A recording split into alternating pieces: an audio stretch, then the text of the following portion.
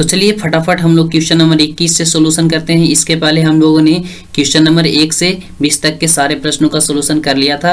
अगर जो उस वीडियो को आप नहीं देखें तो उस वीडियो का लिंक इसी वीडियो के नीचे डिस्क्रिप्शन बॉक्स में मिल जाएगा। चलिए हम लोग क्वेश्चन नंबर 21 को सोल्यूशन करते हैं फटाफट, नए अंदाज में और नए मूड के साथ वीडियो का स्टार्ट करते हैं। कितना ईजी प्रश्न है यार। देखो क्या कह रहा है, किसी समांतर श्रेणी का है, यानी कि Tn दिया हुआ है। Tn बराबर कितना दिया हुआ है, 6 - 4n। हमको निकालना है सार्वंतर, तो प्रथम पद निकाल लेंगे पहले। तो प्रथम पद यानी कि n के जगह पे 1 रख देंगे, तो T1 निकालेंगे।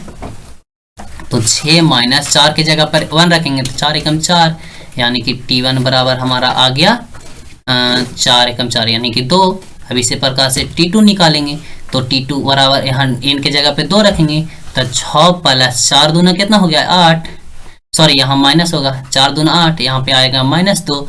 अब देखिए हमको निकालना है सर्वांतर, तो ये T2 यानी कि D बराबर फॉर्मूला क्या होता है, D बराबर फॉर्मूला हमारा होता है T2 - T1। अब T2 हमारा आ गया -2 और माइनस, और T1 आ गया है 2, तो आप ये होता है क्या, माइनस माइनस प्लस होता है, तो -4। अब देखिए -4 कहाँ पे ऑप्शन है आपका, तो सी में है आपका सही। तो ठीक है, चलिए इसी प्रकार से हमारा अगला प्रश्न है क्वेश्चन नंबर 23। कह रहा निम्नलिखित में कौन समांतर श्रेणी है। तो कौन समांतर श्रेणी है, आप सबसे पहले दो पदों के बीच का अंतर निकालिए, T2 - T1 निकालिए। तो 4 में से -2 हटाएंगे, तो -2 तो पहले से, तो माइनस माइनस प्लस यानी कि 6 हो गया। इसका सार्वंतर कितना हो गया 6, और 4 में 6 जोड़िए, तो 4 में 6 जोड़ते हैं तो 10 आता है, लेकिन यहाँ पे -6 दिया होगा, तो क्या ये होगा, नहीं होगा। सार्वंतर बराबर होना चाहिए, दोनों के बीच का सार्वंतर क्या होना चाहिए, बराबर होना चाहिए, तो ये होगा, नहीं होगा। उसी प्रकार से आप इसे कीजिए तो ये तो नहीं है, इसे भी कीजिएगा तो ये भी नहीं है। आप इसका सार्वंतर निकालिए, इसको में से इसको घटाइए, इसको में से इसको घटाइए, और फिर जितना सार्वंतर आएगा फिर इसमें दूसरा पद में जोड़िए, फिर जितना आएगा फिर इसमें जोड़िए, फिर जितना आएगा फिर इसमें जोड़िए, यानी कि हमारा क्या होता है, AP का पद क्या होता है, a + 1 a मतलब जोड़ते जाइए, उसमें जितना सार्वंतर रहेगा वही क्या होता है, हमारा AP होता है। ठीक है, चलिए अगला प्रश्न हमारा है क्वेश्चन नंबर 23 में। क्वेश्चन नंबर 23 को देखते के साथ मारिएगा, बहुत इजी है, बहुत इजी भाई। आप देखिए कह रहा है मूल बिंदु के नियामक है। तो मूल बिंदु का नियामक कितना होता है, इससे भी मैं बताऊं। मूल बिंदु यहाँ हो गया, मूल बिंदु का नियामक कितना होता है 0,0। बहुत इजी, तो आपका करेक्ट आंसर डी हो जाएगा। ठीक है ना, चलिए इसी प्रकार से हमारा अगला प्रश्न है क्वेश्चन नंबर 24। कह रहा है त्रिभुज ABC समरूप है त्रिभुज PQR के, और QR दिया हुआ है 2 और BC दिया हुआ है इतना, तो एरिया ऑफ ट्रायंगल निकालना है। तो 2 कितना दिया हुआ है, 2/3। तो इसका अगर जो ट्रायंगल निकालना है तो इसका स्क्वायर कर दीजिए, 2 का हो गया 4 और 3 का हो जाएगा कितना 9, यानी कि 4/9 कहाँ पे दिया हुआ है आपका, तो करेक्ट आंसर आपका ए हो जाएगा। ठीक इसी प्रकार से क्वेश्चन नंबर 25 में देखिए, दी गई आकृति में से x का मान है। तो x का मान है, x कहाँ पे, यहाँ पे, ये कौन सा कोण होगा, तो ये कौन सा कोण होगा, आप इसे निकालिए, बहुत इजी है यार। देखिए त्रिभुज में 3 कोणों का योग कितना होता है 180। तो आप इसे लिख लीजिए, मैं लिख लेता हूँ A + B से A + B + C बराबर होता है 180। तो A + B यानी कि A यहाँ पे कितना दिया हुआ है 50, पहला पद को मान लेते हैं 50, A1 50 है, B1 कितना है 60 है, और C हमको निकालना है, और 180 डिग्री होता है। ये जोड़ेंगे तो 110 और प्लस में C और इक्वल टू 180 हो जाएगा। अब इसे घटाएंगे तो C बराबर आ जाएगा 70।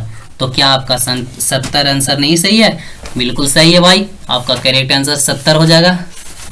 26 में हमारा प्रश्न क्या बोल रहा है, आप यहाँ पे देख सकते हैं। बोल रहा है बिंदु R 0,6 तथा S 8,0 को मिलाने वाले रेखाखंड का मध्य बिंदु का नियामक ज्ञात करें। तो मध्य बिंदु का नियामक वाला फॉर्मूला क्या होता है, हम लोग जानते हैं कि x1 + x2/2, y1 + y2/2। अब x1 यहाँ पे क्या हो जाएगा, तो x1 आपका 0 हो जाएगा, तो आप यहाँ पे रख देंगे 0, और प्लस x2 क्या हो जाएगा, तो दूसरे वाले में देखिए, दूसरा बिंदु देखिए, तो x2 क्या हो जाएगा, तो 8 हो जाएगा, क्या हो जाएगा 8, और y2 फिर कॉमा, अब देखिए y1 क्या हो जाएगा, तो फर्स्ट में 6 हो जाएगा, और प्लस y2 क्या हो जाएगा, तो 0, और बाई में 2।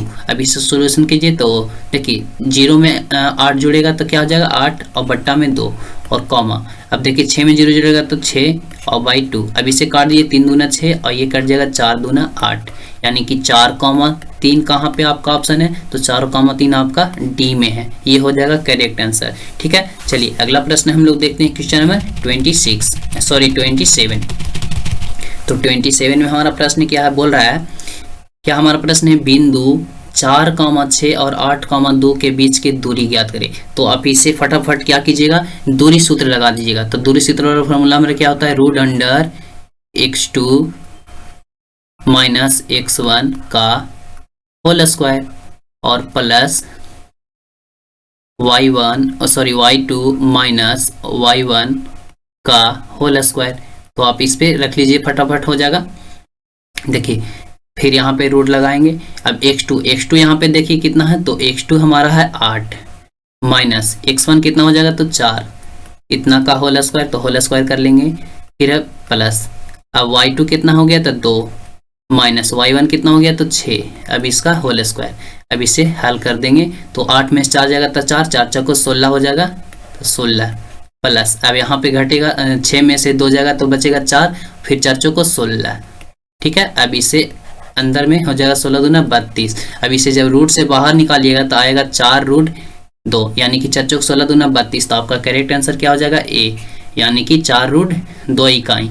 ठीक है, चलिए हम लोग अगला प्रश्न देखते हैं क्वेश्चन नंबर 28 में हमारा प्रश्न बोल रहा है sine square 60 degree plus cos square 60 degree. ये कितना इजी है भाई, देखिए थीटा के जगह पे कितना है, तो 60 डिग्री है। तो sine square theta plus cos square theta बराबर कितना है, दोनों में थीटा सेम है ना, तो sine square theta plus cos square theta बराबर कितना होता है, 1। तो आपका करेक्ट आंसर क्या हो जाएगा, सी। आप चाहेंगे तो इसका हल भी कर सकते हैं। क्या कीजिए कि साइन 60 का मान रख दीजिए, तो साइन 60 का मान कितना होता है, √3 और बटा 2, इसका स्क्वायर कर दीजिए प्लस में। अब कॉस स्क्वायर 60, यानी कि कॉस 60 का मान कितना होता है, तो 1/2। अब इसका स्क्वायर कर दीजिए। अभी देखिए स्क्वायर से रूट कट जाएगा तो 3 आएगा और 2 दूना 4 हो जाएगा नीचे में, और प्लस में 1 इसका स्क्वायर होगा तो 4 हो जाएगा। एलसीएम लेंगे तो 4 आएगा, 4 से 4 भाग देंगे 1 आएगा, 3 में गुना होगा 1 से तो 3 प्लस यहाँ भाग देंगे 1 से 1 गुना होगा तो 1, और ये 3 में 4, 4/4 से काटिएगा तो आएगा 1। ठीक है, तो आपका करेक्ट आंसर 1 हो जाएगा। ठीक है, चलिए हम लोग अगला प्रश्न देखते हैं क्वेश्चन नंबर 29। देखिए 29 में हमारा प्रश्न क्या बोल रहा है, यदि रैखिक समीकरणों का योग संगत हो तो रेखाएं होंगी, क्या होगी। देखिए इसके लिए कुछ रूल है, मैं बता दे रहा हूं।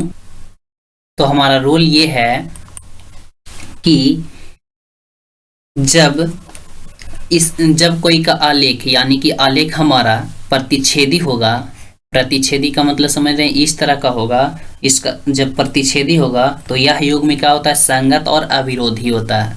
तो क्या होगा, संगत और अविरोधी। तो एक आ रहा है, यानी कि यहाँ पे प्रतिच्छेदी जो होगा यह क्या होगा, संगत तो होगा और अविरोधी भी होगा। अब एक आ रहा है संपाती। तो देखिए संपाती का होता है जब इस तरह का ग्राफ रहता है, बिल्कुल इस तरह का, आपको आप पढ़े होंगे। देखिए इस तरह का ग्राफ रहता है, यानी कि एक्स अक्ष को भी और वाई अक्ष को भी काटता है, तो क्या होता है, ये संपाती होता है। क्या होता है, संपाती होता है। और देखिए जब इस तरह का ग्राफ रहेगा, यानी कि इस तरह का ग्राफ रहेगा,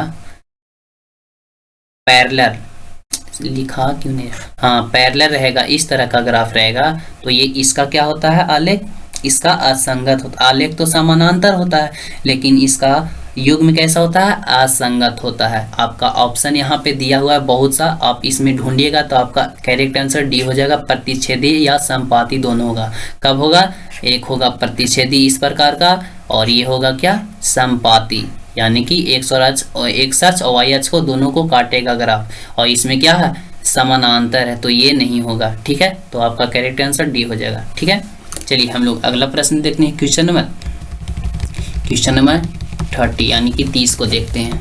इसे इरेज कर लेते हैं थोड़ा सा। हाँ चलिए, क्वेश्चन नंबर क्या है 30 में, देखिए कह रहा है बिंदु इतना इतना किस पाद में है। ये तो और इजी है भाई। देखिए सबसे पहले मैं यहाँ पे ग्राफ बना लेता हूँ। ये एक्स अक्ष, ये वाई अक्ष, ये होता है हमारा प्रथम पद, यानी कि सब इसमें प्लस, सब इसमें क्या होता है, प्लस प्लस, और ये होता है द्वितीय चतुर्थांश, यानी कि इसमें माइनस और प्लस होता है। ये होता है तृतीय, यानी कि माइनस माइनस। ये होता है चतुर्थ, तो होता है प्लस और माइनस।